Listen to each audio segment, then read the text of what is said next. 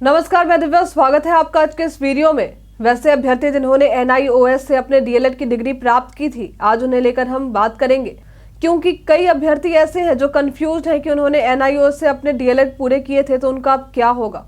तो आपको बता दें कि एनआईओएस डीएलएड डिग्री पर जो दूसरे चरण के बिहार शिक्षक भर्ती में आए हैं, उन्हें लेकर बिहार लोक सेवा आयोग सुप्रीम कोर्ट के फैसले को ही मानेगा।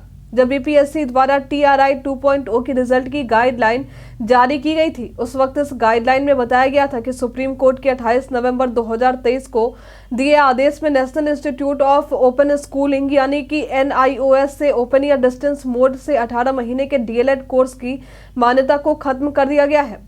बिहार राज्य विद्यालय अध्यापक नियमावली में कहा गया है कि किसी भी डिग्री की मान्यता पर राष्ट्रीय अध्यापक शिक्षा परिषद की सलाह पर शिक्षा विभाग का फैसला अंतिम होगा। नोटिस में आगे बताया गया कि उसके बाद भी इससे संबंधित किसी अन्य मामले में सुप्रीम कोर्ट या सक्षम न्यायालय का अन्यथा आदेश पारित होता है तो उसके फलाफल से परीक्षा फल प्रभावित होगा। हालांकि इससे पहले सर्वोच्च न्यायालय द्वारा पारित आदेश पर सहमति व्यक्त करते हुए आयोग ने क्लास 1 से 5 से संबंधित अभ्यर्थियों से एडमिट कार्ड डाउनलोड करवाया था।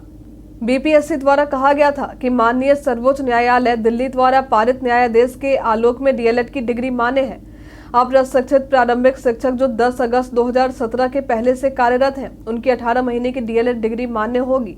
हालांकि जब सुप्रीम कोर्ट का फैसला 28 नवंबर को आया, तब इस फैसले में कहा गया कि एनआईओएस से 18 महीने का डीएलएड डिप्लोमा पाठ्यक्रम 2 साल के डिप्लोमा के बराबर नहीं है। आगे अदालत द्वारा कहा गया कि सभी तथ्यों से जाहिर होता है कि एनआईओएस से 18 महीने डीएलएड डिप्लोमा को राष्ट्रीय शिक्षक शिक्षा परिषद के शिक्षक भर्ती के लिए योग्यता के रूप में मान्यता नहीं दी गई है।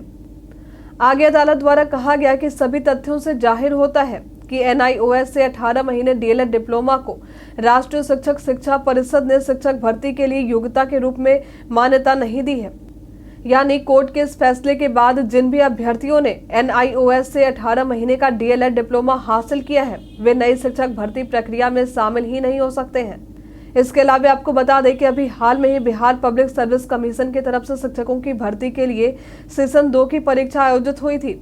अब इसका रिजल्ट भी जारी किया जा चुका है, साथ ही काउंसलिंग की प्रक्रिया चल रही है। मिली जानकारी के अनुसार 2 बार शिक्षक की भर्ती के बावजूद भी सीटें खाली रह गईं। दरअसल वैकेंसी के माध्यम से कुल 1.22 लाख पदों पर भर्तियां होनी थी, लेकिन रिजल्ट आने के बाद 94,000 उम्मीदवार ही चयनित हुए हैं। इसमें से भी कई कैंडिडेट काउंसलिंग में किसी कारण से शामिल नहीं हो पाए। आपको बता दें कि साल 2024 के लिए बिहार पब्लिक सर्विस कमीशन द्वारा नया वार्षिक कैलेंडर जारी किया गया है, जिसके मुताबिक अगस्त और सितंबर के महीने में शिक्षक भर्ती के लिए परीक्षा आयोजित करने की बात की गई है। यदि आप भी एनआईओएस से डिलीट कर रखे हैं तो हमें कमेंट करके जरूर बताएं। आज के लिए फिलहाल इतना ही। हमारे साथ बनने के लिए आपका धन्यवाद।